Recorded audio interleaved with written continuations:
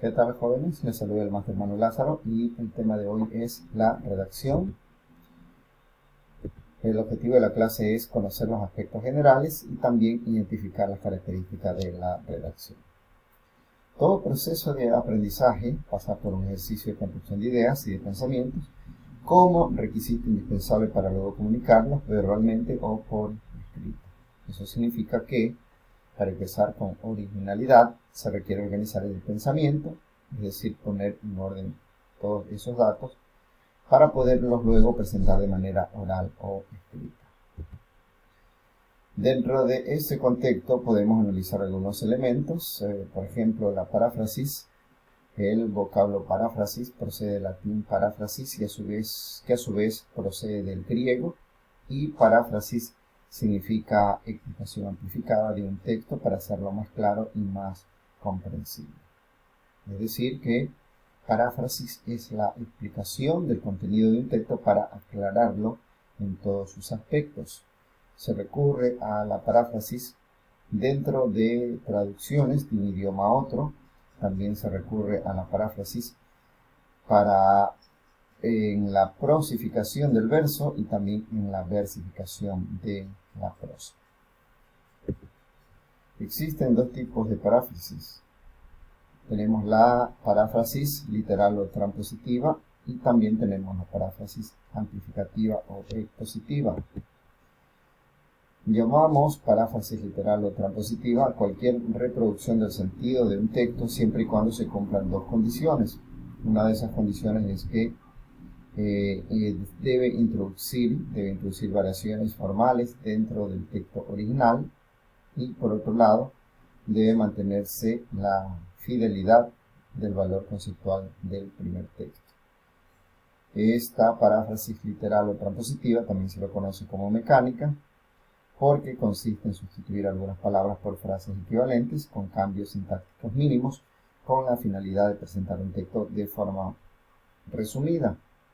Ahí tenemos un ejemplo. El texto principal sería: una nueva fuerza hostil al sentimiento del pasado. Paráfrasis 1. Podríamos redactar: otra fuerza que se opone al aprecio de las cosas del pasado. Y otra paráfrasis podría ser: un nuevo poder que se resiste a valorar los tiempos ya desaparecidos. En cambio, la paráfrasis amplificativa o positiva, también se la conoce como paráfrasis constructiva, desarrolla el contenido de un texto añadiendo aclaraciones pero conservando el mismo sentido. Ahí tenemos el ejemplo. El primer texto o el texto original sería: el ensayo es un género moderno, la mayoría de las veces tiende a ser crítico y el autor expresa sus reflexiones acerca de un tema determinado. Como paráfrasis podríamos redactar: el ensayo es un género nuevo y en ocasiones tiende a ser crítico. Por tal motivo, los autores pueden llegar a tener ciertos roces con personajes de la crítica. Otros elementos o instrumentos gramaticales que tenemos que tener conocimiento es sobre el sustantivo, sobre el género. El sustantivo también se lo llama nombre. Es gramaticalmente la palabra que designa un objeto, a una persona o una idea. Tenemos como ejemplo camisa, soldado, justicia. Y entre las cuestiones de sustantivos con más incidencia en la expresión escrita están los problemas relacionados con la formación de género y número. El género es un signo gramatical que en español lleva todo sustantivo. Según sea su género, los sustantivos pueden ser masculinos o femeninos y pueden estar determinados con la terminación o la terminación a. Ejemplo: hermano, género masculino, o hermana, género femenino. El género masculino por lo general se asocia casi siempre a las personas o animales del sexo masculino, pero tenemos excepciones. Por ejemplo, podemos redactar un pez, aunque se trate del animal del sexo femenino. Y también, por lo contrario, el género femenino se asocia generalmente a las personas o animales del sexo femenino, Pero de la misma manera podemos tener excepciones. Por ejemplo, podemos redactar una cebra aunque se trate del animal de sexo masculino. Hay otros nombres y sustantivos que no son ni masculinos ni femeninos, sino son comunes, es decir, que involucra a ambos géneros. Por ejemplo, cantante, que podemos redactar el cantante o podemos redactar la cantante. Otras destrezas léxicas son la sinonimia, que es una de las relaciones que se establecen entre las palabras y sus significados, pero también otras destrezas. Tenemos la antinonimia, la polisemia o la homonimia. Las palabras sinónimas son aquellas que nombran una misma realidad y por lo tanto expresan un mismo significado, mientras las palabras antónimas son las que presentan realidades o nombres opuestos. Las palabras polisémicas tienen un valor, tienen varios significados. Por ejemplo, el vocablo sierra puede significar cordillera o puede significar herramienta, mientras que las palabras homónimas son las que, siendo distintas, se pronuncian igual. Por ejemplo, sabia, de labial, estamos hablando de mujer con muchos conocimientos, o sabia, con V, estamos hablando del elemento que proporciona alimento a las plantas.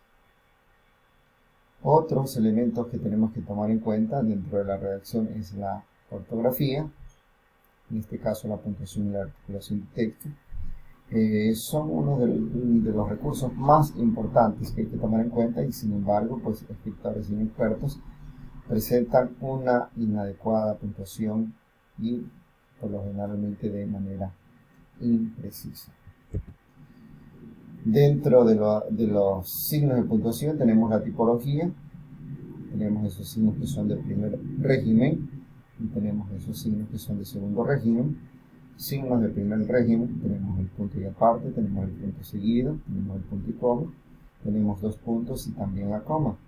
Mientras que los signos de segundo régimen tenemos aquellos que introducen una información secundaria, y tenemos por ejemplo los guiones largos, tenemos los paréntesis o de pronto las comillas. Dentro de los signos de segundo régimen tenemos también los que expresan subjetividad y tenemos los signos de exclamación, los signos de interrogación o los puntos suspensivos. Para ver algo relacionado con lo que se refiere al uso de la coma indica pues una breve pausa en la lectura y es el signo que es más usado.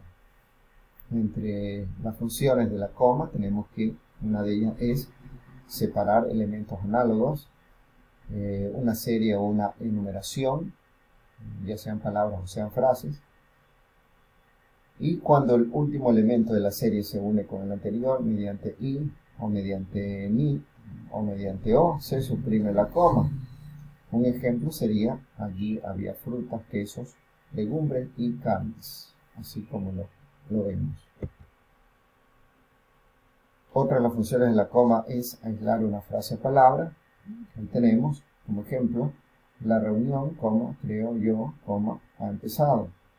Que tranquilamente podemos suprimir esa frase, la frase yo creo, y quedaría la redacción como la reunión ya ha empezado.